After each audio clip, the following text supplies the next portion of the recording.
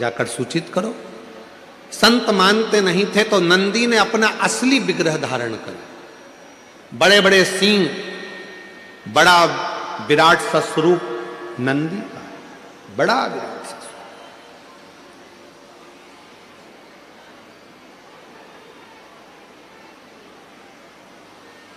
और इतना विराट स्वरूप नंदी का था, इतना विराट स्वरूप नंदी का था, नंदी जैसे ही सामने जाकर उस संत के खड़े हुए और अपनी पूंछ का एक बाल संत के ऊपर जो घुमाया, इतने में संत जमीन पर पड़ गए, हाथ जोड़कर बोले मुझसे क्या गलती हो गई। तो नंदी ने कहा गलती केवल एक हुई है कि वो पूजन करने वाली जिस भाव से पूजन करती थी, जैसी मंदिर जाती थी, जो जिस भाव से पूजता था, उसकी पूजन तुमने बंद करा दी, केवल एक गंगा के जल के लिए, कि पूजन में गंगा का जल होना जरूरी है। जाओ। नंदी ने कहा संत, ए साधु, जाकर वो रेणुका और सुकन्या से जाकर कहो कि जब शंकर भगवान के ऊपर एक लोटा जल चढ़ता है, जब शिव जी के ऊपर पानी की एक बूंद गिरती है, जब शंकर भगवान के ऊपर अगर कोई साधारण जल भी चढ़ता है तो वो शंकर के ऊपर चढ़ा, और जैसे उनके शिवलिंग पर चढ़ा, जटा से लगा, तो वो अपने आप गंगा जल बन जाता है, अलग से गंगा जल की जरूरत नहीं पड़ती। जाओ कहो, बोलो उनको।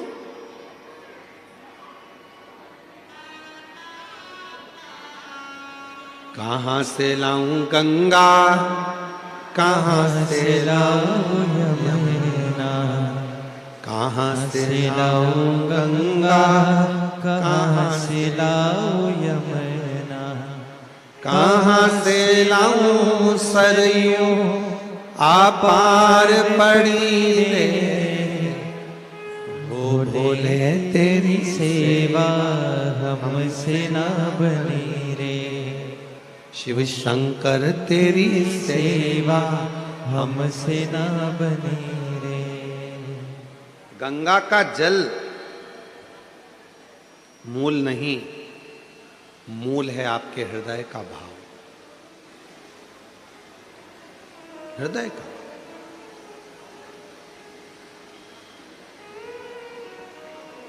इस कथा में कई लोग गाड़ी भर भर कर पानी की बोतल लाकर बांटे, कई लोग श्रीखंड की हजारों हजार डब्बे लाकर बांटे, कोई खिचड़ी लाकर बांटा, कोई भोजन के पैकेट बनवा बनवा के हजार हजार 5-5 हजार लाकर लोगों को बांटे। और उसी बीच में कोई कोई ऐसा भी था जिसके पास में कुछ नहीं था, तो 10 रुपए की टॉफी खरीद कर उसने वो भी बांटा, कोई ने 5 रुपए का बिस्कुट खरीद कर बांटा।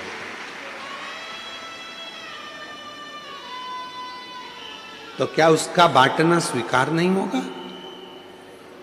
क्या उसका बांटना स्वीकार नहीं है?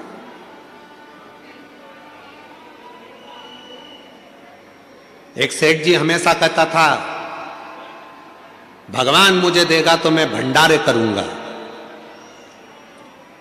भगवान मुझे धन देगा तो मैं भंडारे करूंगा, खूब भोजन कराऊंगा, खूब भंडारे करूंगा, खूब भंडारे करूंगा, खूब भोजन कराऊंगा। अगर भगवान मुझे देगा तो मैं भंडारे करूंगा। पर एक शुभ भक्त आया, उस भक्त ने आकर कहा, सेठ जी तुम कहते हो कि भगवान मुझे देगा तो मैं भंडारे करूंगा, तुम्हारे पास में कुछ हो तो अभी भंडारा कर दो। धन ही नहीं है, पैसा ही नहीं है, तो मैं भंडारा कैसे करूं? शिव भक्त ने कहा, भंडारा वो नहीं कि 10,000 लोगों को भोजन कराऊंगा तो भंडारा होगा, 50,000 लोगों को भोजन कराऊंगा तो भंडारा होगा।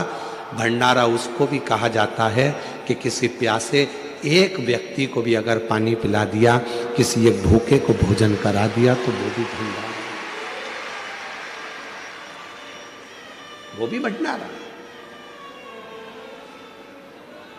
मेरी जीजियों, मेरे जीजाओं, मेरी बेटियों, बेटाओं, मेरे बुजुर्ग माँ बाप, याद रखना, अगर भगवान ने तुम्हारे पास में धन नहीं है तुम्हारे पास में संपदा नहीं है।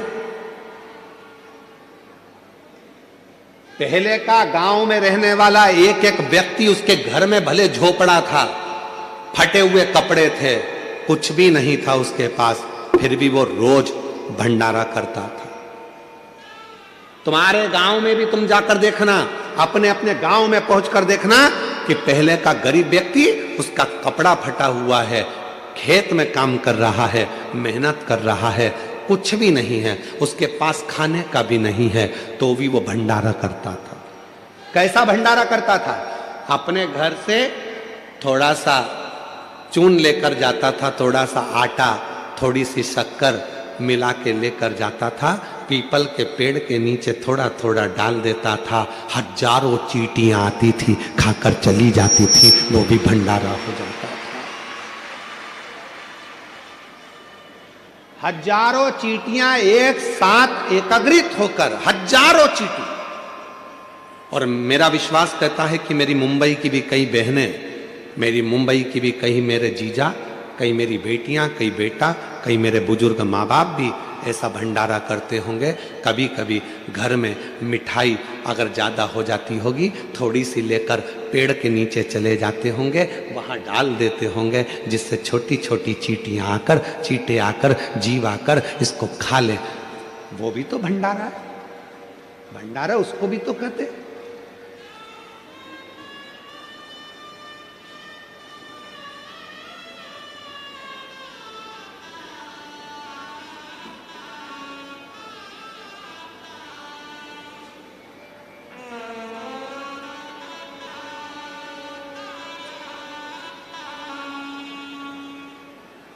लगभग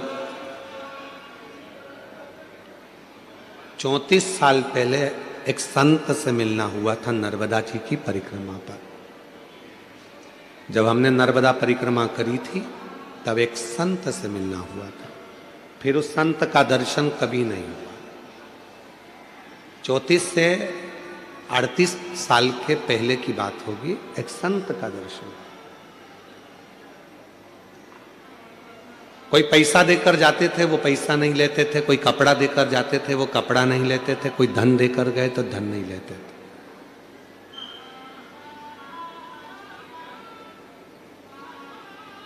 हर 4 महीने में वो भंडारा करते थे, और भंडारा धन का नहीं करते थे, भंडारा अन्न का नहीं करते थे, भंडारा भोजन का नहीं करते थे, क्योंकि ये धन अगर ले लूंगा, किसी को अगर भोजन कराऊंगा तो पैसा तो दूसरे का है, फायदा मेरा क्या होगा। तो वो भंडारा ना अन्न का करते थे, ना धन का करते थे, ना वस्त्र का, ना वैभव का करते थे। मां नर्मदा की गोद में रहते थे, शिव की भक्ति करते थे। बड़ा दुर्बल पतला सा शरीर था, और शूलपाणेश्वर क्षेत्र में उनका निवास था। शिव मंदिर में जाकर, भगवान शंकर के मंदिर में जाकर 21 बार अपने शरीर को दंड करते थे, प्रणाम करते थे, और शरीर में त्रिशूल से चोट हो जाती थी, पत्थर से चोट हो जाती थी।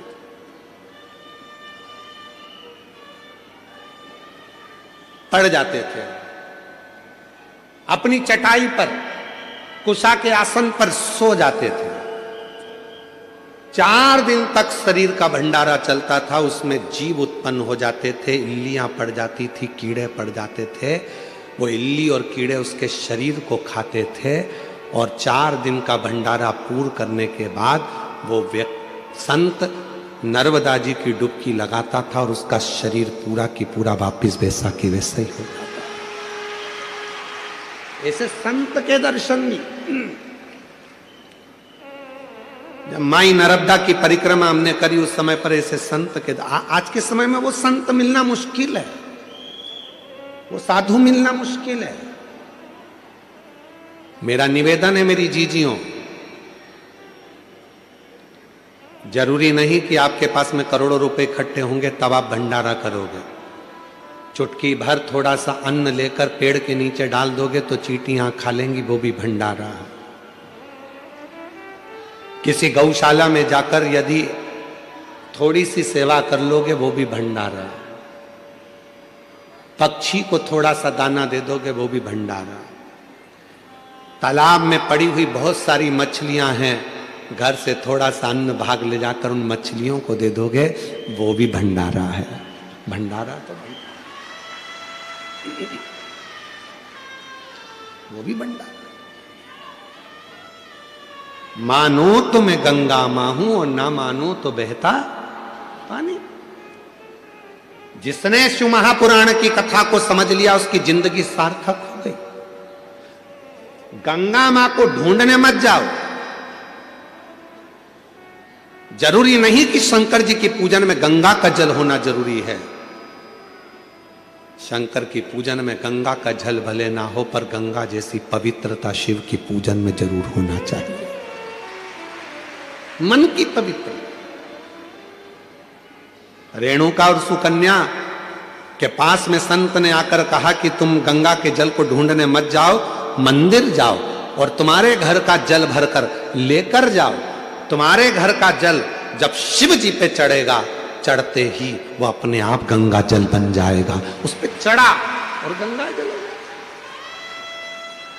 गंगा मैया आई, अविरल बहती बहती बहती बहती। कौन उनको रोके? शंकर भगवान ने अपनी जटा में गंगा जी को लाकर विराजमान कर दिया। गंगा जी शिव जी की जटा में जाकर बैठ गई और जटा में जाकर जब गंगा जी बैठ गई तो गंगा जी के मन में भी एक बार अहंकार आ गया था। स्वयं मां गंगा ने भगवान विष्णु जी के पास जाकर कहा, विष्णु जी के पास जाकर कहा कि मैं गंगा सारी नदियों में सर्वश्रेष्ठ गंगा, पवित्र गंगा,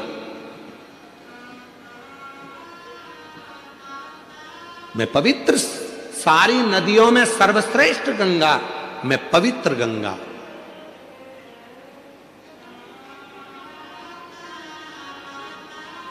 और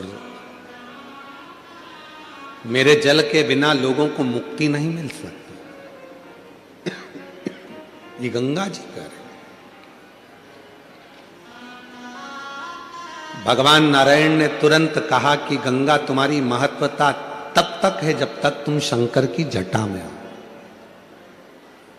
तुम्हारा सम्मान शिव की जटा से है, तुम्हारा आदर शंकर की जटा से है। और तुम कह रही हो कि मेरी महत्वता ज्यादा है। गंगा शंकर भगवान के शरीर से अगर एक साधारण पानी भी छू जाता है तो वो गंगा के जल के बराबर श्रेष्ठ हो जाता है। गंगा के जल के बराबर वो श्रेष्ठ हो जाता। तब भगवान विष्णु ने कहा, देखो गंगा, अब तुम्हें मैं एक लीला का दर्शन कराता हूं। शंकर भगवान के शरीर में से, तेज पुंज से, तप से, साधना से एक पसीने की बूंद बह निकली। गंगा, बताओ, किसी शरीर में से पसीना निकलता है तो वो अच्छा होता है कि बुरा होता है? बोलो मुंबई वालों, पसीना शरीर का अच्छा होता है कि बुरा होता है? बुरा होता है ना। ये पसीने की गंध आ रही है, पसीना है। अगर ज्यादा शरीर में पसीना आए तो कौन तुम्हारे पास में बैठे? शरीर के पसीना बदबू मारे तो कौन तुम्हारे बाजू में बैठे? गंगा तुम बताओ, शरीर का पसीना कैसा होता है? गंगा जी कहने लगी, पसीना तो अच्छा नहीं होता, शरीर का पसीना तो गंध मारता है, बदबू देता है, ये तो ठीक नहीं है। तो गंगा, अब देखो शरीर के पसीने का फल क्या है। शंकर भगवान ने तप करा, तप करते से ही शिव जी के शरीर से पसीना बह निकला। वो पसीना जो बह निकला, शंकर के शरीर से बह निकला, तो वो पसीना सामने आकर खड़ा हो गया। उस पसीने ने एक स्त्री का रूप ले लिया जिसका नाम सरिता हो गया। सरिता ने हाथ जोड़ लिया, मैं कहाँ जाऊं, क्या करूं? शंकर भगवान कहते हैं, तू चिंता मत कर, मेरे शरीर से निकली है ना, तुझे चिंता करने की जरूरत नहीं है। ब्रह्मा जी के कमंडल में जाकर बैठ जा, जब मैं तुझे बुलाऊंगा तब पृथ्वी पर कल्याण करने के लिए आ जाना। ब्रह्मा जी के कमंडल में जाकर वो सरिता बैठ गई, नारवद्य के अंदर जाकर बैठ गई। और जब भगवान गंगा मैया का जब अहंकार और ज्यादा हो गया, तब शिव ने उस कमंडल में से सरिता को निकाल कर बाहर बुलाया।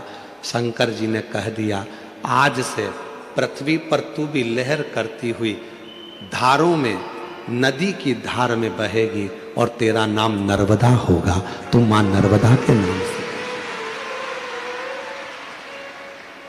भगवान विष्णु ने कहा, गंगा जी सुनो, तुम कह रही थी कि मेरी श्रेष्ठता है, शिव का पसीना भी जल बन जाता है और वो गंगा के जल से भी श्रेष्ठ हो जाता है, ये शिव पुराण कहती है। सुनो गंगा, अभी आगे और देखिए, शंकर भगवान कहते हैं, संतो गंगा का स्नान यमुना का पान, गंगा का स्नान यमुना का पान और नर्मदा का केवल दर्शन व्यक्ति को मोक्ष दे देगा। मां नर्मदा का केवल दर्शन व्यक्ति को मोक्ष दे देता है। महाराज, गंगा का अहंकार टूट गया। मैं सोचती थी कि मेरे जल से मुक्ति है, पर लोग मुझ में नहाएंगे तो मुक्त होंगे, यमुना का जल का पान करेंगे तो मुक्त होंगे, पर नर्मदा मां शिव के शरीर का पसीना एक ऐसा भी है कि शंकर के शरीर से निकली हुई वो नर्मदा, जिसका केवल स्नान भी ना करा जाए, पान भी ना करा जाए, केवल दर्शन ही कर लिया मां नर्मदा का, तो मुक्ति हो गई। अभी तो रुको गंगा, तुम्हारा अहंकार पूरा टूटना चाहिए। गंगा, तुम्हारे कंकर शंकर नहीं मान्य होंगे। किसी नदी का कंकर शंकर मान्य नहीं होता, पर केवल एक नर्मदा नदी ऐसी है जिसका कंकर भी शंकर हो जाता है, जिसका कंकर भी शंकर हो जाता है, वो नर्मदा। नर्मदा जी की आंख से जल बहने लगा, आंख से अश्रु बहने लगा, आंख से अश्रु, नयन से जल।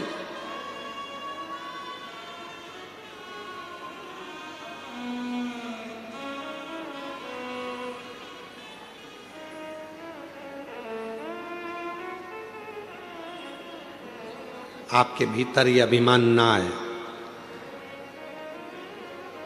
बहुत सारे लोग हैं ऐसे दुनिया में, बहुत सारे लोग जो अपनी अपनी रोटी सेकने के लिए भगवान को भी विभाजित करने में लगे हैं। कह देते हैं पूजन में गंगा जी का जल होना जरूरी है, कह देते हैं पूजन में अगर ये चीज नहीं होगी तो भगवान पूजा को स्वीकार नहीं करेंगे, पूजा स्वीकार नहीं करेंगे। ऐसे कई लोग बैठे हैं जो दिन रात अपनी रोटी सेकने में, अपनी रोटी सेकने में लगे हुए हैं। पूजन में ये होगा तो भगवान स्वीकार करेंगे, पूजन में नहीं होगा भगवान स्वीकार नहीं करेंगे, पूजन में ऐसा होगा तो स्वीकार करेंगे, ऐसा नहीं होगा तो स्वीकार नहीं करेंगे। शिव महापुराण की कथा कहती है, मेरी जीजियों निवेदन है आप सबसे, कुछ है पूजन में आपके पास तो ठीक, नहीं है अपने घर से एक लोटा जल भर कर लेकर जाओ, जब शिव को चढ़ाओगे वो गंगा जल अपने आप होता चले जाएगा, अपने आप सिद्ध हो जाएगा, अपने आप से। फिर किसी ने कहा शिव जी पे चढ़े हुए जल की इतनी महत्वता क्यों है, शंकर जी पे चढ़ा हुआ जल इतना खास कैसे हो जाता है, शंकर के शिवलिंग पर चढ़ा हुआ जल इतना मूल कैसे हो जाता है। केवल एक 33 कोटि देवता में केवल एक देवता ऐसे हैं जो पूरे वनस्पति को, पूरी पृथ्वी को, पूरे जल तत्व को, अग्नि तत्व को, वायु तत्व को अपने अंदर संजो कर रखते हैं। आप उठाकर क्यों, एक लोटा जल चढ़ाने से राहु ठीक हो जाता है, एक लोटा जल चढ़ाने से केतु ठीक हो जाता है, शनि ठीक हो जाता है, बुध ठीक हो जाता है, मंगल ठीक हो जाता है, बृहस्पति ठीक हो जाता है, 9 ग्रह देवता सब शंकर के जल से ठीक हो जाते हैं। क्या है ऐसा कि शंकर का जल चढ़ते से वो औषधि बन जाता है, शिव जी पे जल चढ़ा उसको पियो वो औषधि का काम करता है। आखिर उस जल में ऐसा क्या हो जाता है। तो शंकर भगवान का पूरा विग्रह देखिए, शिव के मस्तक पर जटा में कौन बैठी है, जम के बोलो, गंगा मां। और उसी जटा पर बाजू में साइड में कौन बैठे हैं, चंद्रदेव। साइड में कौन बैठे हैं, चंद्रदेव। कभी आप में से कोई ऐसा व्यक्ति है जिसने शंकर जी की जटा पर चंद्रमा को गलते हुए देखा हो? किसी ने चंद्रमा को बड़ा होता हुआ देखा हो? चंद्रमा समाप्त होते हुए देखा हो? केवल एक मेरे देव अधिदेव महादेव शंकर ऐसे हैं जिनके मस्तक पर जो चंद्रमा शंकर ने द्विज का रख लिया, वो चंद्रमा ना कभी घटता ना कभी कुछ होता, वो कभी समाप्त नहीं होता। क्यों? क्योंकि चंद्रमा को शिव जी ने कहा था जो मेरे पास में आ जाता है उसको घटने नहीं देता, उसको बढ़ने देता हूं मैं, बढ़ने देता। वो घटता नहीं है। शंकर भगवान को जल चढ़ाने वाला घटता नहीं है, वो बढ़ता है। शिव के मस्तक पर गंगा है, शिव के मस्तक पर चंद्रमा है।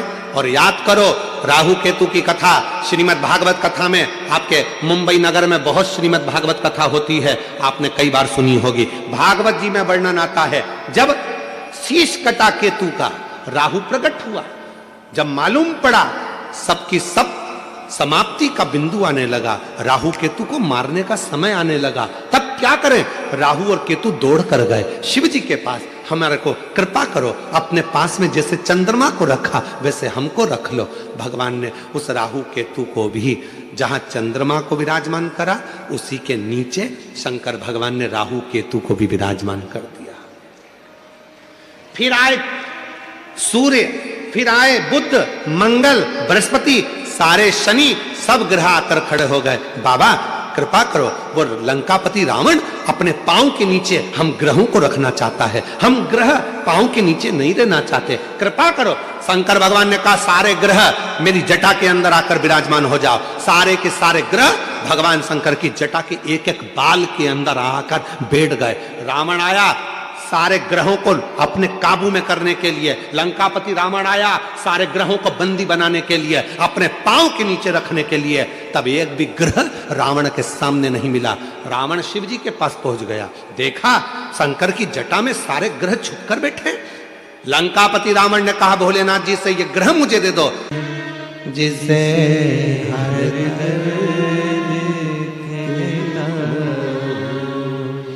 दुनिया प्रभु चुपचाप रहता हूँ, दुनिया के आगे प्रभु चुपचाप रहता हूँ। मेरा तो ही तो हमदर्द है, जिसे हर दर्द कहता हूँ। मेरा तू ही तो हमदर्द है, जिसे हर दर्द कहता हूँ। इधर भी बोल दिए, उधर भी बोल दिए, उधर भी बोल दिए, सब जगह भटक लिए, समझ ही नहीं पाए शिव पुराण को आज तक कि शिव कथा क्या कर रही है। और जो समझ गया उसको बाबा ने साथ लिया। एक पत्र अच्छा है, देख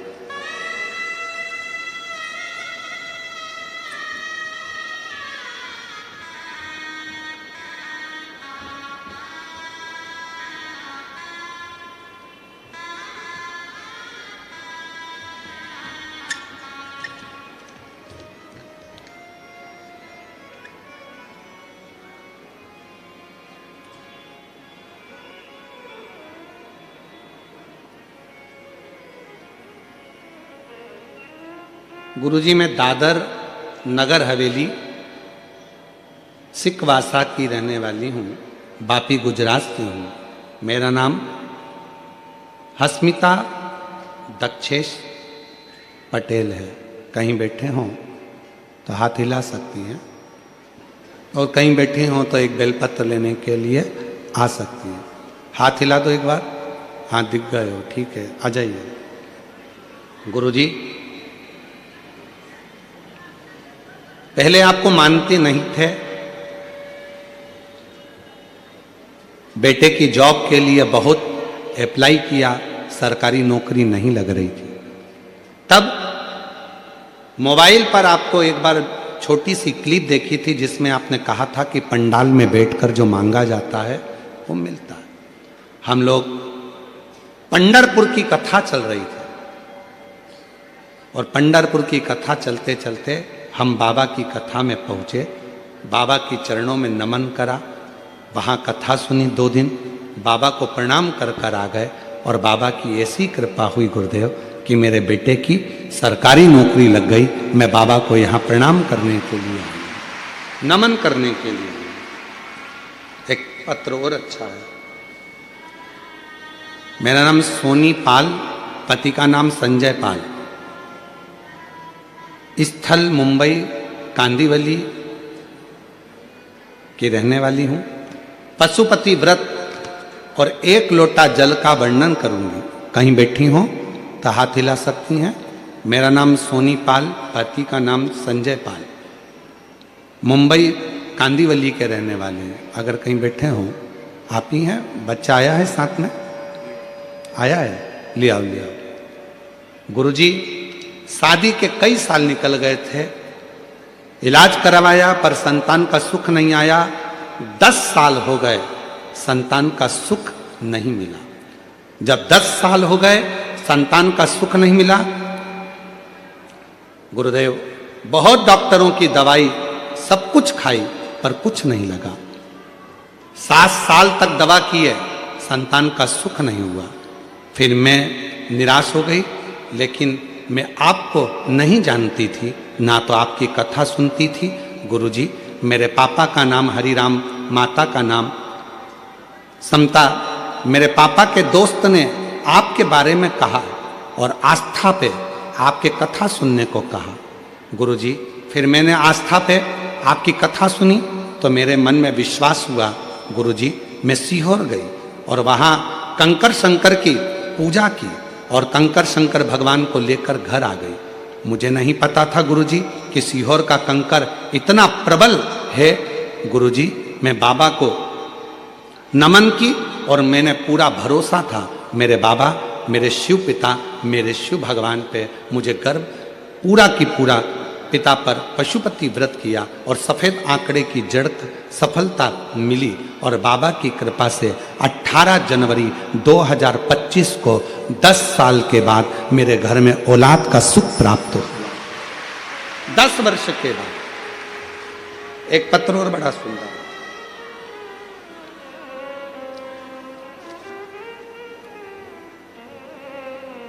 मैं स्वदीपिका नीलेश नाइक, निवासी नाला सोपारा, पश्चिम मुंबई से हूँ। कहीं बैठे हों तो हाथ हिला सकते हैं।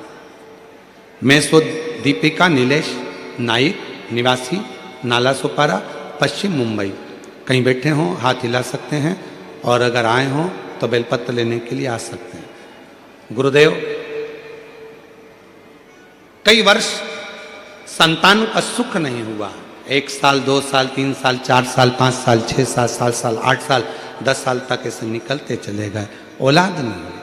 तब मेरी सासू माँ अमरावती में रहती हैं, उन्होंने मुझे शिव महापुराण के बारे में बताया और हमने कथा सुनना प्रारंभ करा और बाबा की ऐसी कृपा हुई गुरुदेव, पंडाल में बैठकर वहाँ की मिट्टी को पेट से लगाना, बाबा को विनय करना और बाबा की कृपा से 8 नवंबर 2024 को शिव जी की कृपा से हमारे घर में 10 साल के बाद संतान का सुख प्राप्त हुआ। मैं बाबा को यहाँ प्रणाम करने के लिए आई हूँ।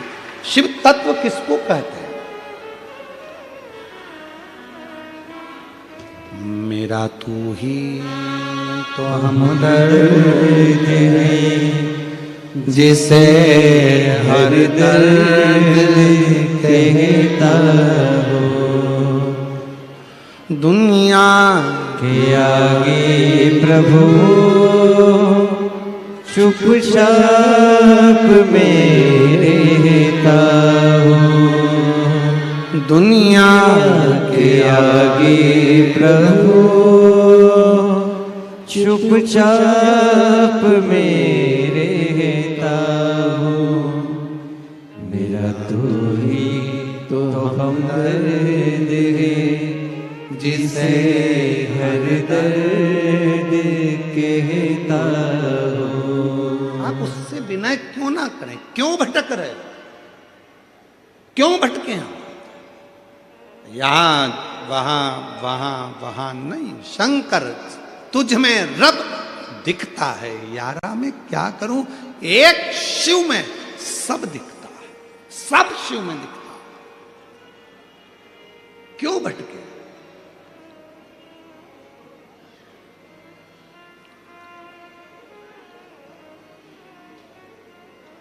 कई माताओं की आदत रहती, मंदिर में दिया लगाती हैं तो विचार करती हैं गणेश जी बैठे हैं, उनको तो घुमाया ही नहीं, फिर इधर भी बैठे हैं, इनको तो घुमाया ही नहीं, इधर बैठे हैं, इनको तो घुमाया ही नहीं। कई कई घरों में तो चाबी के किरिंग में भी अगर भगवान है तो उसको भी पूजन में रखे, उनको तो नहलाया ही नहीं, उनको भी रखते, उनका भी स्नान। मतलब अभी भी भेद है तुम में कि सब देवता अलग हैं। बस एक ही जगह पर तुम ये देखते हो कि भगवान को हमने अलग अलग अलग अलग सबको चंदन लगा रही है, सबको सबको सबको, चावल भी सबको लगा रही है, आरती भी सबकी कर रही है।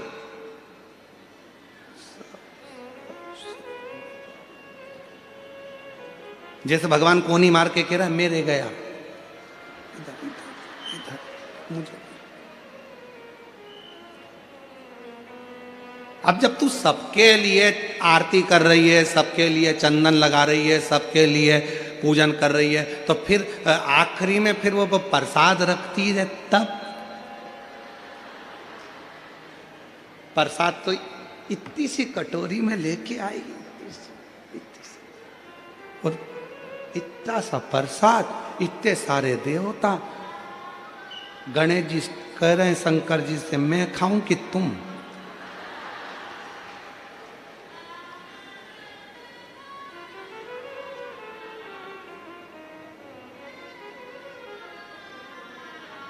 इतना छोटा सा मंदिर है, सब बैठे हैं उसमें, सब। और गई तीरथ करने के लिए तो वहां से और ले आई, चलो और चलो। सारा मंदिर में देवता ही देवता, देवता ही देवता, देवता ही देवता, देवता ही देवता इकट्ठा बैठा। उसी मंदिर में पानी का लोटा, उसी में कटोरी में प्रसाद, उसी में भगवान बैठे सब कपड़ा पहन पहन के, और मालूम पड़े वो छोटा सा पानी का लोटा लुढ़क गया, सब गीला हो गया।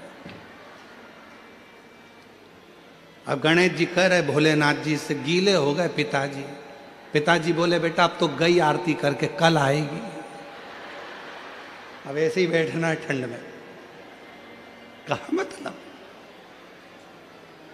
हृदय से, दिल से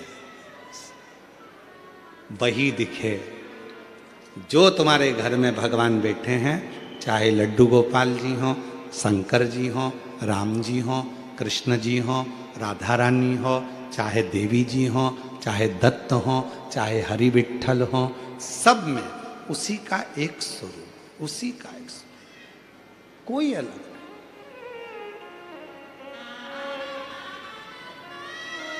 गुलाब जामुन खाने के बाद वो अलग डिपार्टमेंट में जाती है क्या? जम के तो बोलो।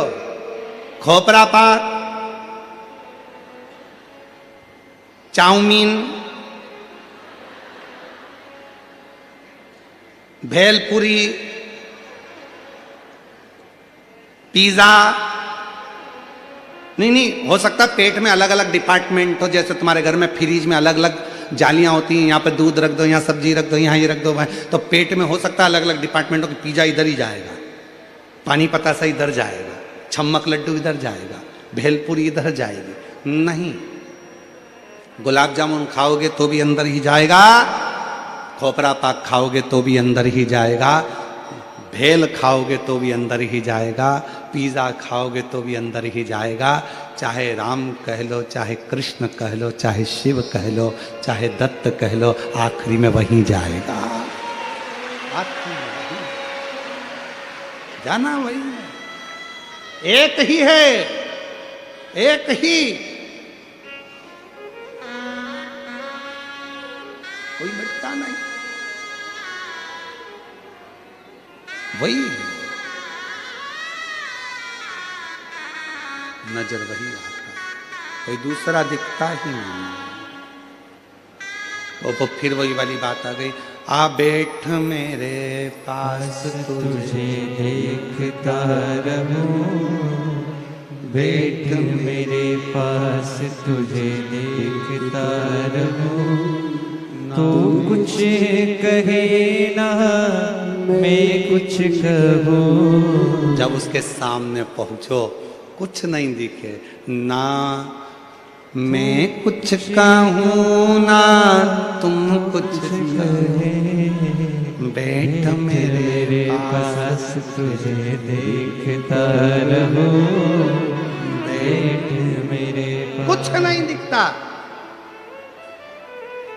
कुछ भी नहीं, एक शिव दिखता, केवल शिव। अभी हम आ रहे थे, जब हम लोग सीहोर से चले तो रास्ते में आते आते हमारी आदत में थोड़ा सा हम प्रयास करते हैं कि सफ़र जितना गाड़ी से हो, प्रयास क्यों? क्योंकि रास्ते भर पेड़ों के नीचे बहुत सारे शंकर के शिवलिंग मिलते हैं। पूरा रास्ता तय करने में कम से कम 108 शिवलिंग पर हमारा जल चढ़ जाता है। इसलिए हम प्रयास करते हैं कि गाड़ियों से जाएं। हमारा प्रयास रहता है, ज़्यादा से ज़्यादा हम प्रयास करते हैं कि बाय कार गाड़ियों से निकलें। कहीं कहीं गाड़ी रोकते देख लेते हैं, शंकर जी बैठे हैं, उतरे, पानी की बोतल ली, लोटे में डाली, शंकर जी भी चढ़ा दिया, हर हर महादेव। फिर आगे चल दिया, देखा अकेले पेड़ के नीचे बहुत शांति से बैठे हैं एकदम। अब यहाँ तो नंदी भी नहीं दिख रहा, गणेश जी भी नहीं दिख रहा, पार्वती भी नहीं दिख रही, एकदम अकेले बैठे हैं। मन में आ गया एकांतेश्वर बैठे हैं, जल्दी चलो कुछ मन की बात के आते हैं। गाड़ी रुकवाई, लोटा भर के पानी लिया, हर हर महादेव। शंकर जी भी सोचते होंगे अकेले में भी नहीं रहने दे दिया, कहाँ से आ गया। एकांत में बैठे हैं, लोटा भर के जल चढ़ाकर बाबा स्वीकार करता।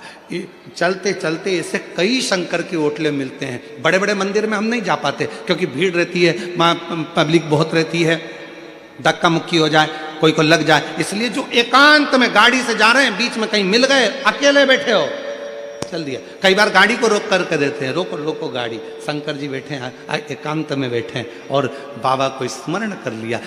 ये दिल की लगाव है, ये प्रेम है बाबा से, ये स्नेह है बाबा, इसको प्रेम कहते हैं। और एक तुम सब लोग हो, कई लोग ऐसे गाड़ी से जा रहे हैं बहुत तेज स्पीड में, किसी को नहीं देख रहा है, भले सगा बाप पास में से निकल गया। स्पीड, गाड़ी की स्पीड कब कम हुई? जब खड्डा आया, स्पीड ब्रेकर आया, तब गाड़ी की स्पीड कम हुई। हम खड्डे को देखकर गाड़ी धीमी नहीं करते, हम स्पीड ब्रेकर देखकर गाड़ी धीमी नहीं करते, हम तो महादेव को देखकर अपने आप धीरे धीरे धीरे धीरे स्पीड स्लो कर, शिव को देखकर। क्यों? दुख में सुमिरन सब करें, सुख में करे ना कोई, जो सुख में सुमिरन कर ले तो फिर खड्डा और स्पीड ब्रेकर काहे को आए। प्रेम से शिव का भजन करते करते चलो, स्मरण करते करते चलो। दुनिया ये रोड पर बना हुआ स्पीड ब्रेकर देखकर जैसे गाड़ी स्लो हो जाती है, वैसे ही शिव को देखकर थोड़ा सा अपना भाव नरम करो। सामने शंकर का मंदिर दिखे, भले मंदिर में ना जाओ, पर जाते जाते कह तो दो हर हर। एक हमारे उज्जैन की कथा आती है, बड़ी सुंदर, बहुत सुंदर कथा उज्जैन की।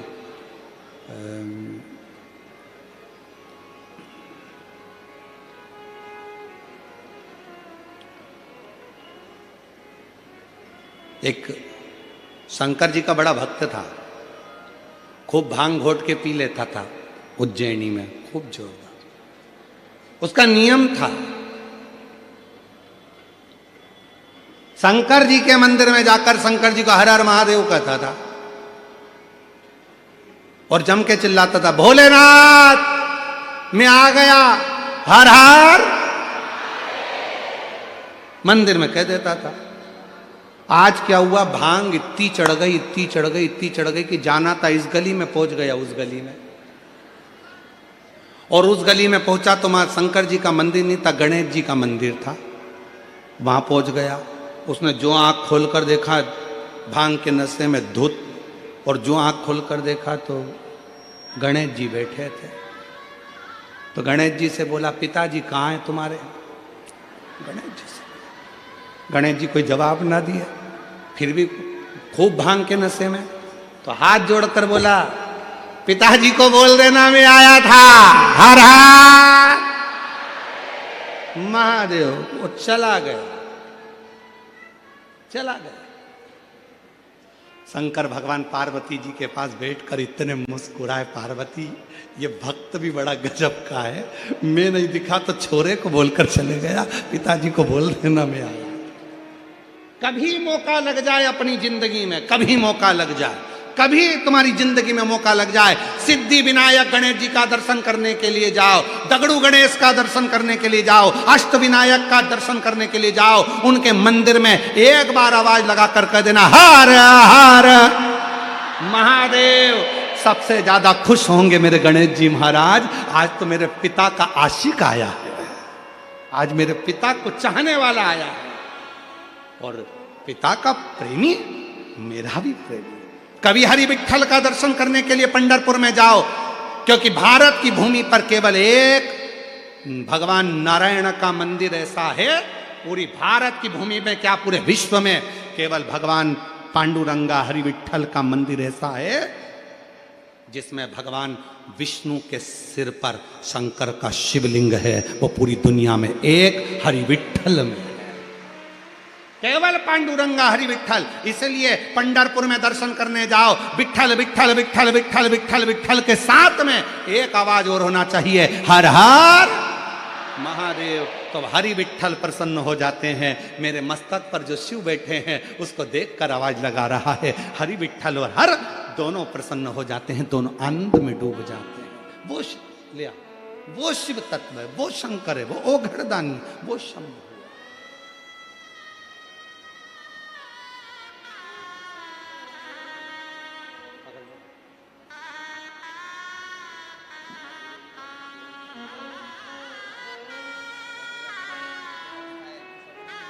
शंभो।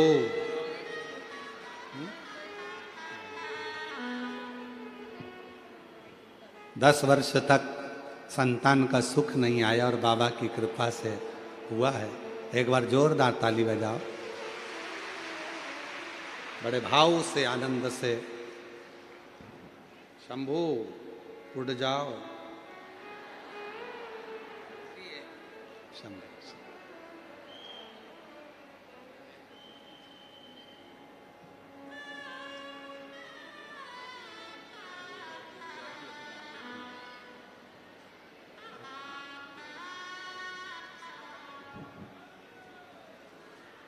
और तेरी कृपा का क्या भरोसा, सब किस पर हो जाए, जरा सी हम पर कर दो, जरा सी हम पर कर दो।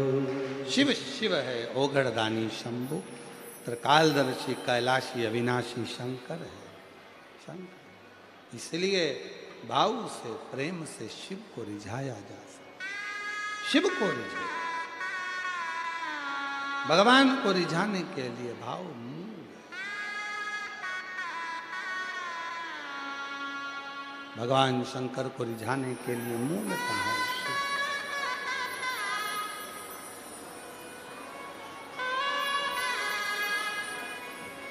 हे भोला शंकरा, हे भोला शंकरा, आवड तुला बेलाची, आवड तुला बेलाची, बेलाच्या पानाची। हे भोला शंकरा, शंकरा, हे भोला शंकरा, आवड तुझा बेलाची, आवड तुला बेलाची, बेलाच्या पानाची। हे भोला शंकरा, शंकरा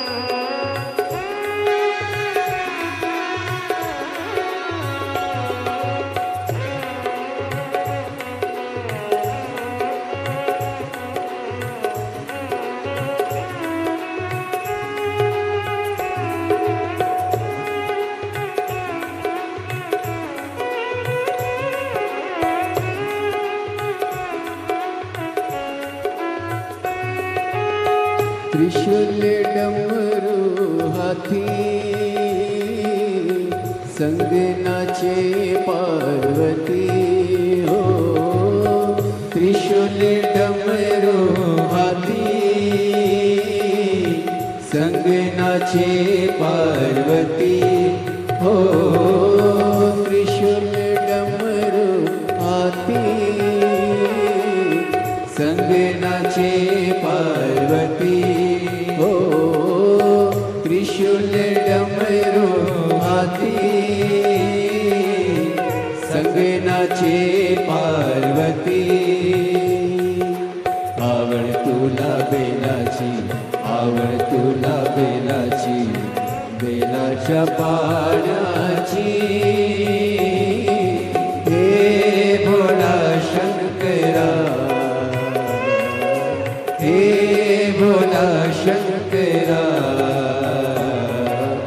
आवड तुला बेलाची आवड तुला बेलाची बेलाच्या पाण्याची हे भोला शंकरा शंकरा हे भोला शंकरा महादेवा हे भोला शंकरा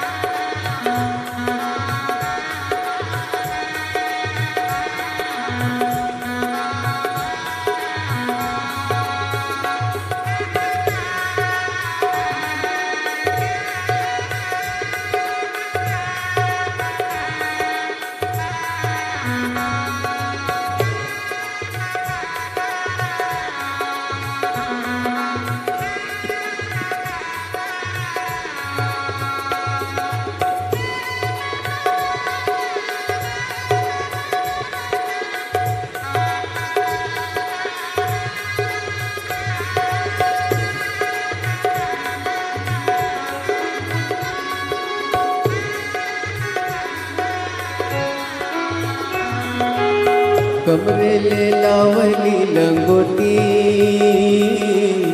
गळत नागो बडोलती हो कमरे ले लावली लंगोटी गळत नागो बडोलती हो कमरे ले लावली लंगोटी गळत नागो बडोलती हो कमरे ले लावली लंगोटी गळत नागो बडोलती आवड तुला बेलाची आवड तुला बेलाची बेलाच्या पाण्याची हे भोला शंकरा हे भोला शंकरा आवड तुला बेलाची आवड तुला बेलाची बेलाच्या पाण्याची हे भोला शंकरा शंकरा हे भोला शंकरा महादेवा हे भोला शंकरा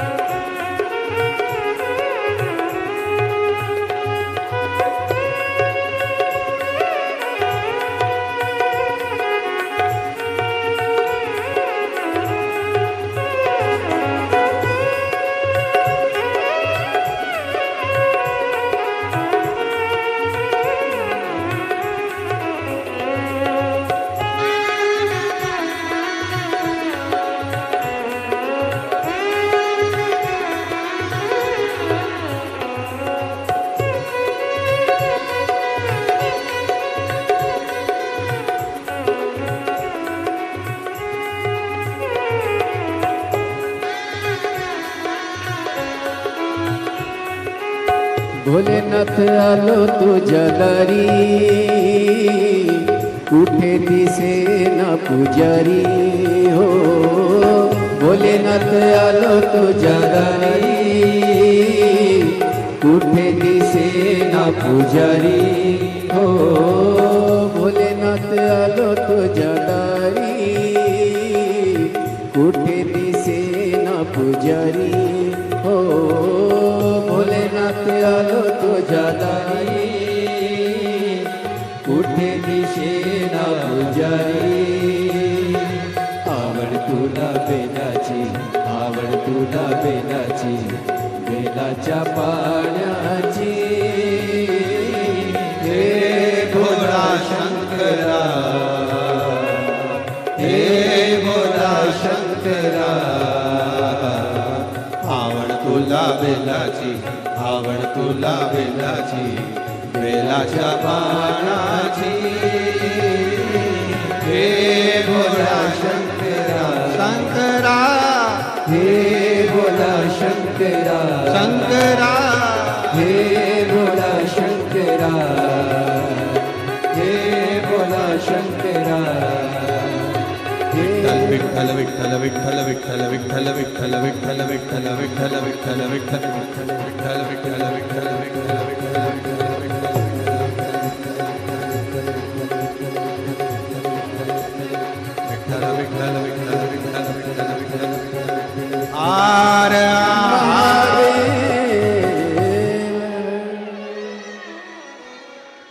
अपने स्थान पर बैठकर बाबा से अपने मन का भाव कहिए, दिल से प्रार्थना करिए, विनय करो, निवेदन करो, और बाबा को अपने मन का भाव कहो।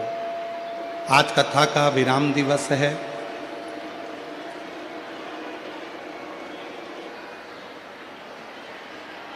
योग लगा है, मौका है।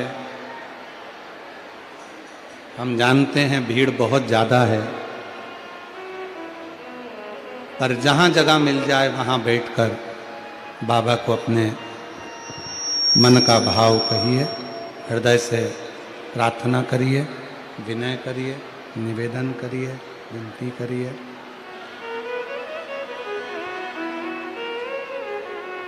साथ में बोलेंगे सभी, बड़े भाव से प्रार्थना करेंगे, विनय करेंगे, निवेदन करेंगे, विनती करेंगे।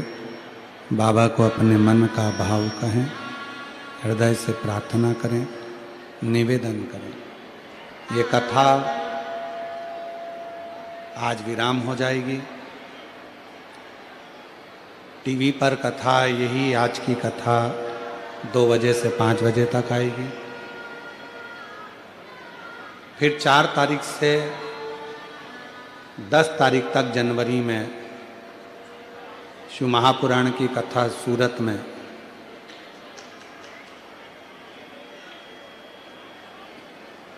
होगी, जिसका स्थान है सूरत, गुजरात में शिव महापुराण की कथा 4 से 10 जनवरी तक रहेगी। और गुजरात में ही 16 से 22 जनवरी को बड़ौदा, गुजरात में कथा रहेगी। हम तो बाबा से यही प्रार्थना करते हैं कि आप सभी जो भाव से यहाँ आए हैं, दिल से बाबा को कहकर जाना, जिससे 4 से 10 जनवरी वाली कथा में आपका पत्र बाबा की उस व्यासपीठ पर पहुंचे।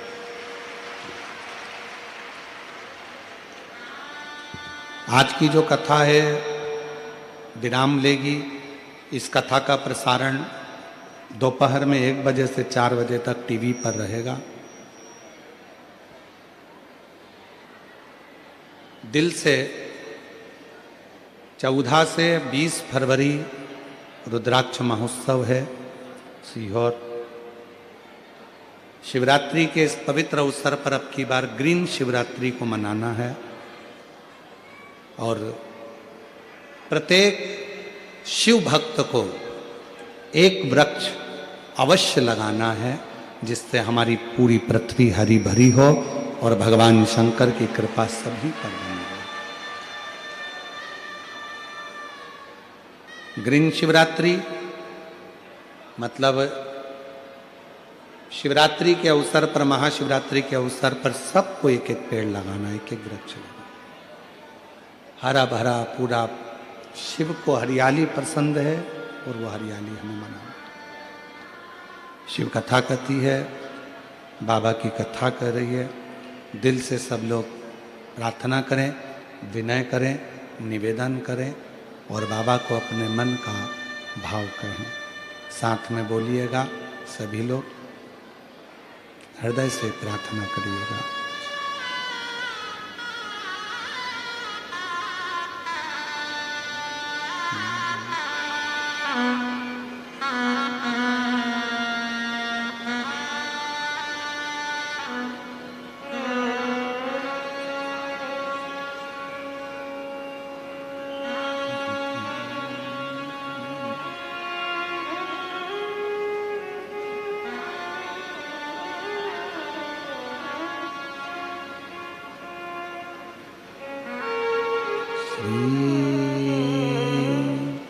शिवाय नमस्तुभ्यं। श्री शिवाय नमस्तुभ्यं। श्री शिवाय नमस्तुभ्यं। श्री शिवाय नमस्तुभ्यं। श्री शिवाय नमस्तुभ्यं। भोला सब दुख काटो हमारा, ओ भोला सब दुख काटो हमारा। शिव शंकर जपूं तेरी माला, भोले बाबा जपूं तेरी माला। भोला सब दुख काटो हमारा, ओ भोला सब दुख काटो हमारा। वेश है मंगल मंगलकारी, वेश है मंगल मंगलकारी।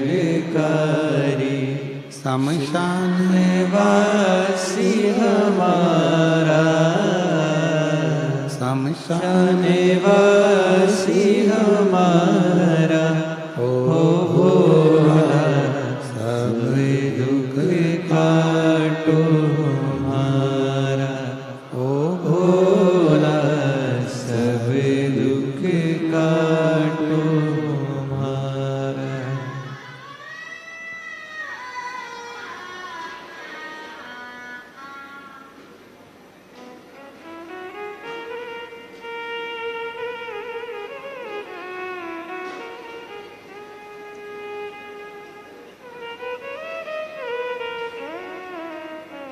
बाबा देवादिदेव महादेव, भगवान शिव, ओगरदानी, त्रिकालदर्शी, कैलाशी, विनाशी, भगवान शंकर की पवित्र कथा कह रही है। शिव महापुराण की कथा वर्णन कर रही है। गंगा मैया का जो भीतर का अभिमान था, उसको भगवान विष्णु ने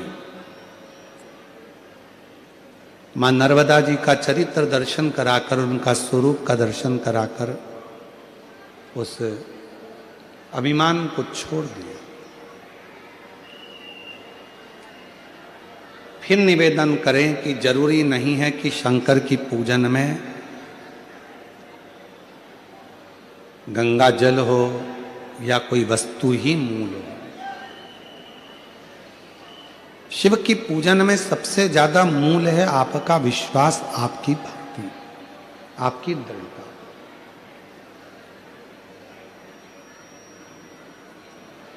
और वो भी केवल भाव का, श्रद्धा का।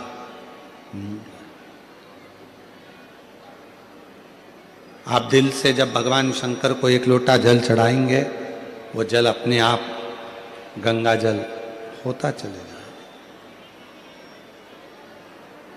अपने आप।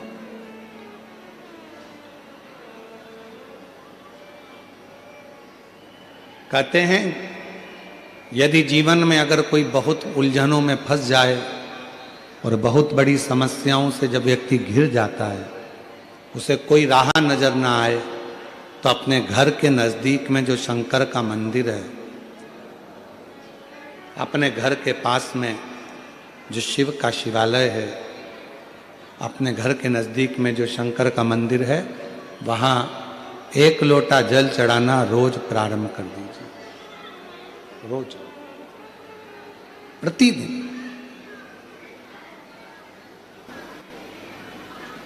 जब आप रोज एक लोटा जल चढ़ाना प्रारंभ कर देंगे, शिव के मंदिर जाना प्रारंभ कर देंगे, तो समस्या आपकी नहीं रहेगी, वो समस्या आपकी शिव की होगी, शंकर। एक बात आपसे पूछें, एक बच्चा अपनी माता का हाथ पकड़कर या पिता का हाथ पकड़कर बाजार में घूमता है,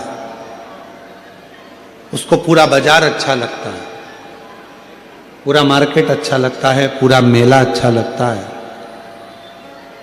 और जब वही बच्चा अपने माता पिता का हाथ छोड़ देता है, तो उस बच्चे को वो बाजार, वो मार्केट, वो मेला अच्छा नहीं लगता, वो बाजार अच्छा नहीं लगता फिर उसको। फिर वो मार्केट, वो मेला उसको अच्छा नहीं लगता। वो मेला, वो बाजार कब तक अच्छा लगेगा? जब तक वो बच्चा अपने माँ बाप का हाथ पकड़ा हुआ है तो वो मेला उसको पूरा अच्छा लगेगा। और उस मेले में उसको गुड़िया भी मिलेगी, गुड्डा भी मिलेगा, उसको खिलौना भी मिलेगा, टॉफी भी मिलेगी, आइसक्रीम भी मिलेगी। क्यों? क्योंकि उसका बाप, उसका पिता, उसकी माँ उसके साथ हैं, तो उसको सब कुछ मिलता रहेगा। उसी तरह ये संसार का मेला है। शिव जी का हाथ पकड़कर रखना तो तुम्हें दुनिया का सारा सुख प्राप्त होता रहेगा। ये संसार का मेला तुम्हें अच्छा लगता है, ये पूरा संसार का मेला तुम्हें अच्छा लगेगा। एक चरित्र है राजा भोज का। पृथ्वी के एक ऐसे राजा हुए, राजा भोज। एक माता अहिल्या बाई होलकर और दूसरे राजा भोज, ये दो शंकर के ऐसे उपासक हुए जिन्होंने अपने जीवन में एक काम करा कि शंकर भगवान के मंदिरों का जीर्णोद्धार करवाना और शंकर भगवान के मंदिरों का निर्माण करवाना।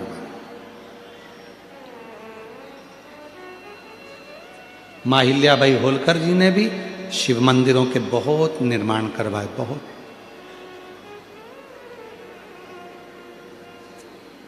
पर आज खुशी इस बात की है, एलईडी बंद पड़ी हैं, एलईडियां चालू करवाई है।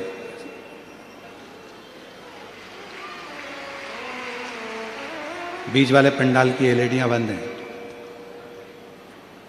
आज सबसे ज्यादा खुशी, सबसे ज्यादा प्रसन्नता इस बात की भी होती है कि मां अहिल्याबाई होलकर जी ने जिन मंदिरों का निर्माण करवाया, जिन मंदिरों को बनवाया, राजा भोज जी ने जिन मंदिरों का निर्माण करवाया, जिन मंदिरों को जीर्णोद्धार करवाया, बनवाया, आज बीच में जगत गुरु शंकराचार्य जी जब प्रकट हुए और जगत गुरु शंकराचार्य जी ने चारों तरफ शंकर भगवान का खूब खूब गुणगान किया, तो पूरे दुनिया में जगत गुरु शंकराचार्य जी की प्रेरणा से शंकर जी के मंदिरों का और शंकर भगवान की आराधना का केंद्र भारत की भूमि रही। पर बीच में एक ऐसा समय आ गया था जिस समय में लोगों ने भगवान शंकर को एक और कर दिया था।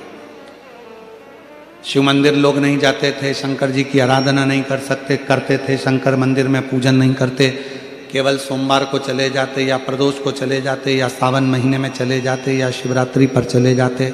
उसके अलावा भगवान शंकर की आराधना करने कोई नहीं जाता। पर आज जो मां अहिल्याबाई होलकर ने जो मंदिर बनवाए, जो राजा भोज जी ने मंदिर बनवाए, जो जगत गुरु शंकराचार्य जी ने अपना पथ निश्चित करा, आज देखकर बड़ी खुशी होती है कि पूरे भारत की मेरी जीजियाँ, मेरे जीजा, मेरी बेटियाँ, बेटे और मेरे बुजुर्ग माँ बाप आज जिन शंकर जी के मंदिर में लोग ताला लगा कर रखते थे, आज शंकर जी के मंदिर में अपार भीड़ पड़ी हुई है। अपार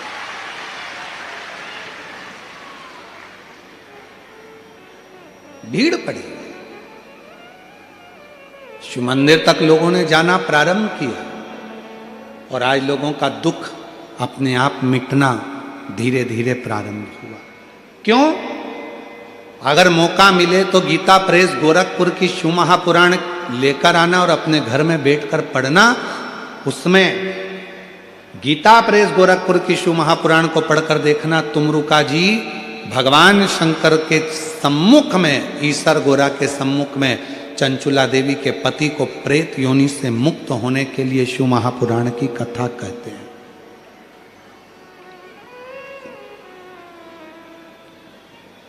और जब शिव महापुराण की पोथी पूरी होती है, शिव महापुराण की कथा जब पूरी होती है, तो भगवान शंकर भगवान ने तुमरुका जी से कहा कि मांगो, इस कथा के विराम पर मैं आपको दक्षिणा क्या दूं? क्या दक्षिणा दूं मैं आपको? शिव पुराण विराम हुई है, इसकी दक्षिणा मैं आपको क्या दूं?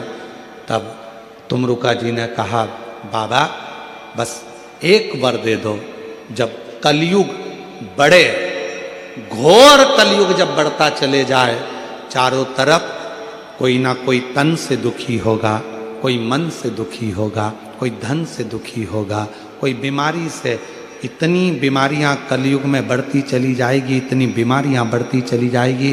किसी का लीवर, किसी की किडनी, किसी का थायराइड, कोई सोराइसिस, कोई हार्ट, कोई नेत्र, कोई ना कोई बीमारी घरों में घिरती चली जाएगी जैसे जैसे कलयुग बढ़ेगा। जैसे जैसे कलयुग बढ़ेगा, लोगों के पास धन तो बढ़ेगा पर उम्र कम होती चली जाएगी। क्यों? क्योंकि बीमारियां घिरती चली जाएगी। किसी को नहीं मालूम पड़ेगा कि जवान से जवान व्यक्ति भी अपने प्राणों को छोड़कर जाने लगेंगे। तब बाबा जब चारों तरफ कलयुग अपना पांव पसारे और बीमारियां लोगों को घेरने लगे, दुख लोगों को घेरने लगे, तकलीफें लोगों को घेरने लगे, तब मेरे बाबा अगर संसार का कोई मनुष्य शिव महापुराण की कथा में बैठकर कथा श्रवण करना प्रारंभ कर दे तो उसकी सारी दुख, बीमारी, तकलीफ, कष्ट दूर कर देना। बस ये वर तुमरुका जी कह रहे हैं भगवान शंकर से कि मुझे केवल दक्षिणा में ये वर दे दीजिए, जो शिव महापुराण की कथा को जिस भाव से, जिस हृदय से श्रवण करता है बाबा, उसकी वो मनोकामना आप पूर्ण कर दें। अब ये बात तो हो गई, तुमरुका जी ने कह दी। इतनी देर में मां पार्वती जी ईश्वर और गोरा के रूप में बैठी थी, तो तुमरुका जी ने उनसे भी कहा कि आप एक वर और दे दीजिए, एक वर और दे दीजिए। क्या वर? तुमरुका जी ने कहा ये वर दे दीजिए, कोई कन्या, कोई स्त्री, कोई नारी जिस भाव से कथा को सुनती है, मान लो वो अखंड सौभाग्यवती होकर कथा सुने तो भी वो अपने पति के लोक को जाए, और मान लो कोई बेधव्य हो गई, पति चला भी गया, या किसी की जिंदगी में कोई कुंवारा भी रह गई और उसका विवाह नहीं हुआ, तो भी अगर वो शिव महापुराण की कथा श्रवण कर ले तो उसको अपने पति और पिता शिवलोक की प्राप्ति हो, वो भटके नहीं और उसका कल्याण हो। ये शिव कथा। इसीलिए कलिकाल में शिव महापुराण की कथा की मूलता है।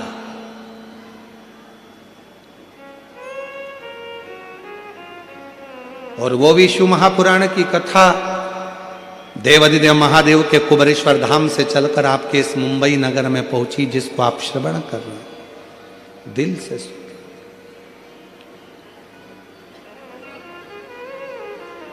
शंकर भगवान ने कहा तुमरुका जी, तुम्हारे मुख से सुनी हुई शिवपुराण की कथा चंचुला देवी के पति को मुक्ति देती है।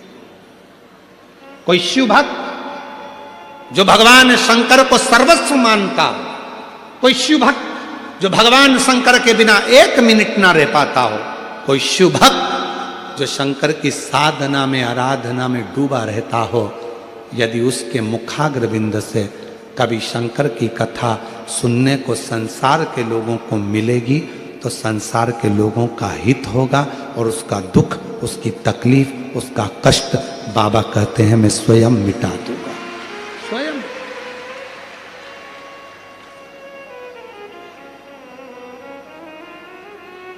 फिर निवेदन करें, भीड़ बढ़ाने के लिए कभी शिव महापुराण की कथा में मत जाओ। बहुत सारी कथाएं जहां लोगों को भीड़ बढ़ाने का शौक होता होगा, बहुत कथाएं लोगों को बहुत शौक है भीड़ बढ़ाने का। शिव महापुराण भीड़ बढ़ाने के लिए मत आना, शिव महापुराण में भाव बढ़ाने के लिए आना कि मुझे शंकर को पाना है, ये मेरे अंदर का भाव। भीड़ बढ़ाने के लिए नहीं। भीड़ देख देख के तो मुंबई वाले टेंशन में है।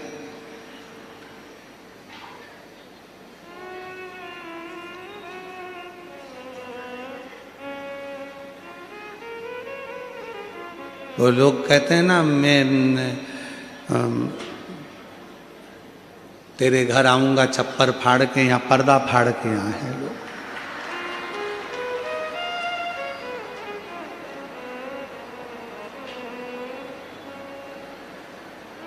पर्दा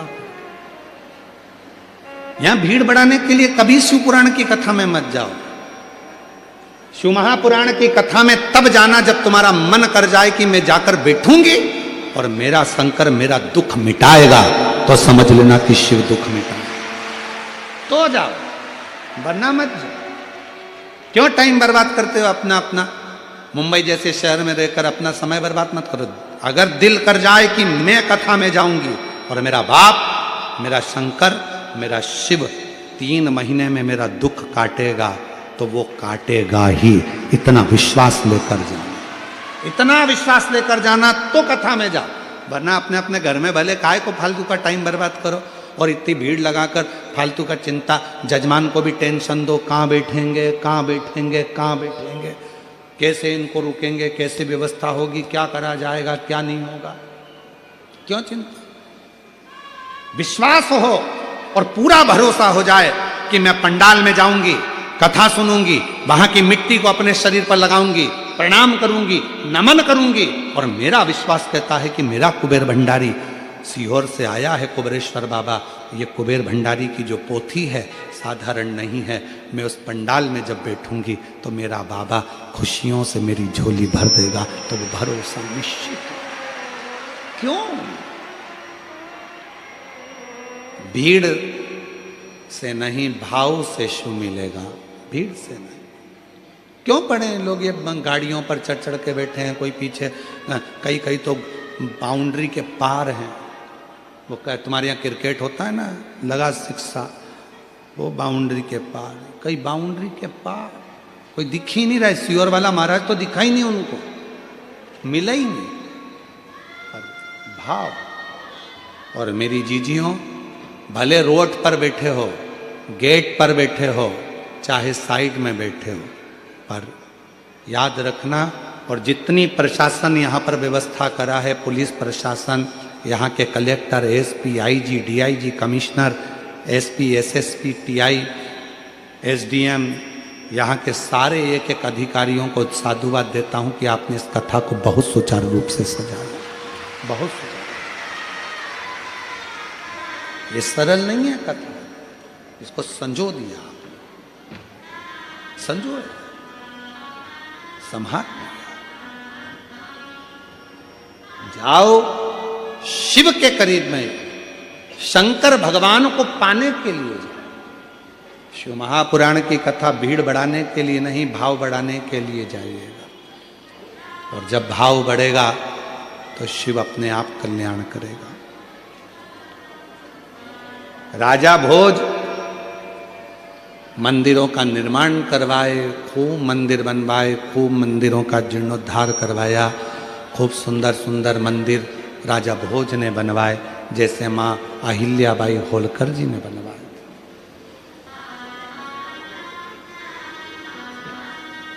जैसे माँ अहिल्याबाई होलकर जी ने मंदिरों का निर्माण करवाया, जैसे माँ अहिल्याबाई ने मंदिरों का जीर्णोद्धार करवाया, ऐसे मंदिरों का निर्माण राजा भोज जी ने भी करवाया। राजा भोज।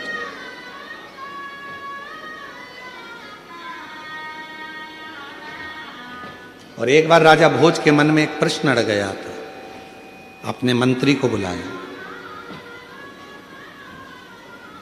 और मंत्री को बुलाकर कहा राजा भोज ने, हे मंत्री इधर आओ। मंत्री आए, जी सरकार, एक प्रश्न है मेरा, क्या उत्तर दे सकते हो? क्या प्रश्न है? मंत्री से प्रश्न किया। राजा भोज शिव भक्त था, भगवान शंकर की अविरल भक्ति में डूबा रहता था, पर जो मंत्री था वो शिव भक्ति को जान नहीं पाया था। वो मंत्री शंकर की भक्ति को जान नहीं पाया था। तो राजा भोज ने प्रश्न किया, पूरी दुनिया में एक कुआं ऐसा है जिस कुएं में अगर कोई गिर जाए तो उससे बाहर निकल नहीं पाता।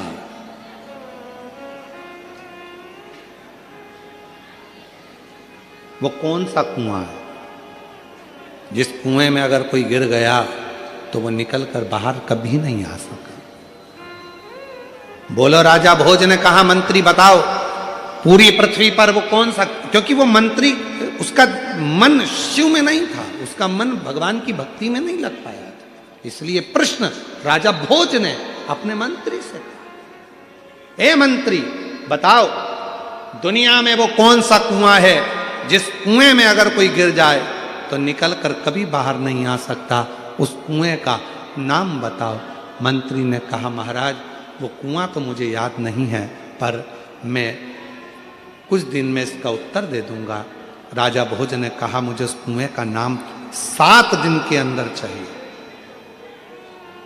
अगर वो कुएं का नाम 7 दिन में नहीं मिला मंत्री, तो तुम्हारे पास में जितना वैभव दिया है, जितना धन दिया है, जितनी संपदा दी है, जितने सामान दिया है, सब ले लिया जाएगा और तुम्हें मृत्युदंड दे दिया जाएगा। मंत्री नींद उड़ गई, रात दिन उस कुएं की खोज करने लगा कि वो कुआं कौन सा है जिस कुएं में व्यक्ति गिर जाए तो कभी निकल कर बाहर नहीं आ सकता, वो कुआं है कौन सा। मंत्री ढूंढने के लिए निकला, 3 दिन निकल गए। राजा भोज की प्रश्न को सुनकर मंत्री 3 दिन तक कुआं ढूंढता ढूंढता 4 दिन निकल गए, 5 दिन निकल गए, 6 दिन निकल गए, 7वां दिन आने वाला था और 6ठे दिन की संध्या थी और मंत्री ने सोचा अब ये उत्तर मिलता नहीं है, इससे तो अच्छा मैं मर जाऊं तो ठीक है। मंत्री गया वन में, जंगल में, तो एक भेड़ चराने वाला, बकरी चराने वाला मिल गया। भेड़ बकरी चराने वाला मंत्री को देखा, उस भेड़ बकरी वाले ने पूछा, अरे मंत्री जी आप यहां? हां, इस जंगल में क्यों घूम रहे हो? मंत्री जी कुछ बोले नहीं, कुछ नहीं बोले। इस वन में क्यों घूम रहे हो? कुछ नहीं, एक शब्द भी नहीं, कोई शब्द। फिर पूछा, उत्तर दीजिए मंत्री जी, क्या बात है, आप मुझे तो बताओ।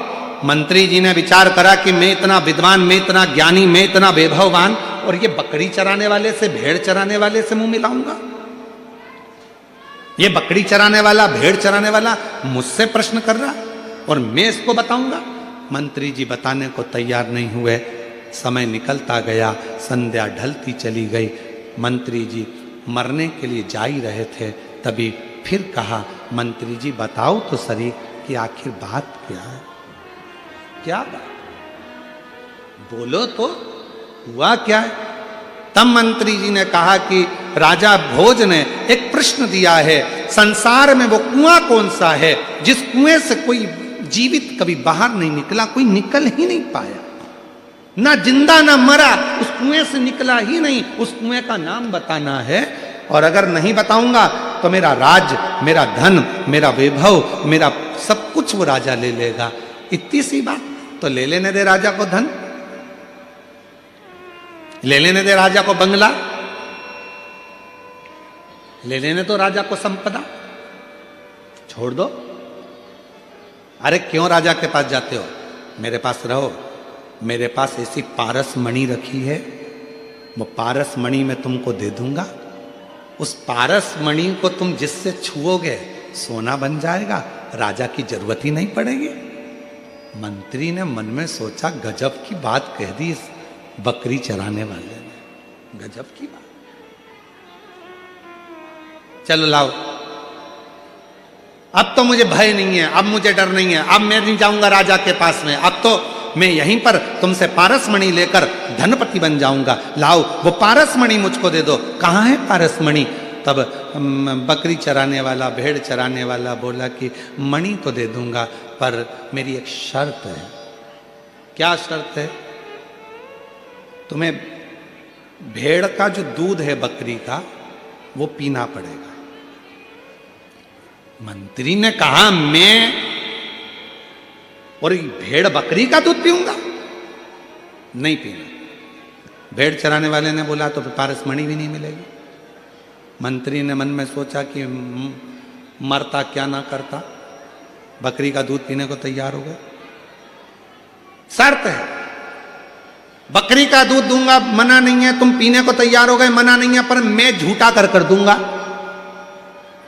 इतने में तो मंत्री ने कहा, तेरा बकरी चराने वाले का, भेड़ चराने वाले का झूठा दूध पीऊंगा? मैं नहीं पीता, मत ले पारस मणि। ठीक है, मैं बकरी का दूध तेरा झूठा पी लूंगा, तैयार। पर मैं बकरी का दूध दूंगा, झूठा दूंगा, तुझे पीना पड़ेगा, पर मैं उसको बर्तन में नहीं दूंगा। ये सामने जो हड्डी का टुकड़ा पड़ा हुआ है, मनुष्य की खोपड़ी पड़ी हुई है, इस खोपड़ी की हड्डी में डालकर वो दूध दूंगा, पीना पड़ेगा। मना कर दिया, मैं नहीं पी सकता ऐसा दूध, मत पी, पारसमणि नहीं मिलेगी। आखिरी में उसने कहा, ठीक है, मैं हड्डी में दूध डालकर पी लूंगा, तू दे दे। तब जैसे ही हड्डी में दूध दिया, मंत्री पीने ही वाला था, हाथ रोक लिया उस बकरी चराने वाले ने और कहा, मंत्री जी, दुनिया में केवल एक ही कुआं है जिसमें से कोई निकल नहीं पाया, वो है लोभ का कुआं, जिसमें गिरने के बाद दुनिया का कोई व्यक्ति निकल नहीं, कोई नहीं निकल। एक लोभ का कुआं ऐसा होता है जिसमें गिरने के बाद व्यक्ति निकल नहीं सकता। और तुरंत राजा भोज के पास मंत्री दौड़ कर गया कि वो लोभ का कुआं है।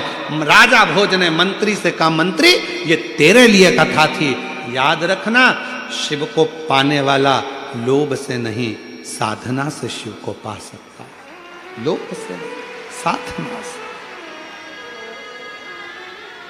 शिव को पाना कोई साधारण नहीं है, साधारण नहीं। आसक्तियों से परे होकर शिव को पाया जा सकता है।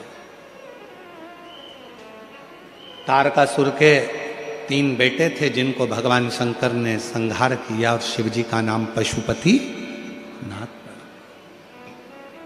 पशुपति नाथ।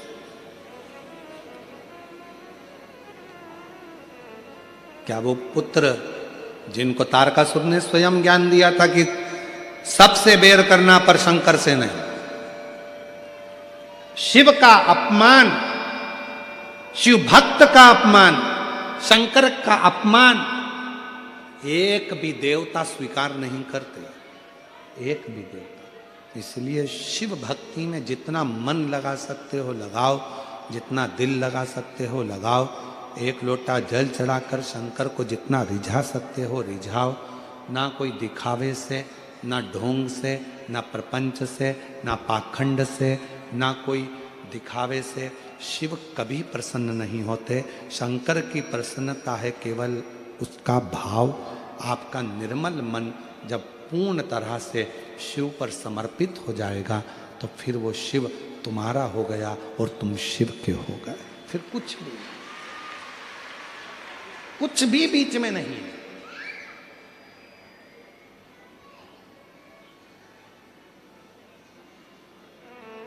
महाराज, समय आया,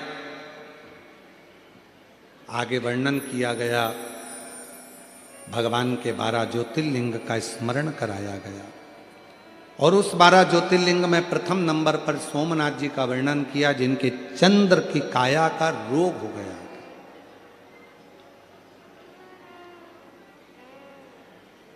श्रापित हो गए थे चंद्र, काया का रोग हो गया था। और फिर निवेदन करूं आप सबसे,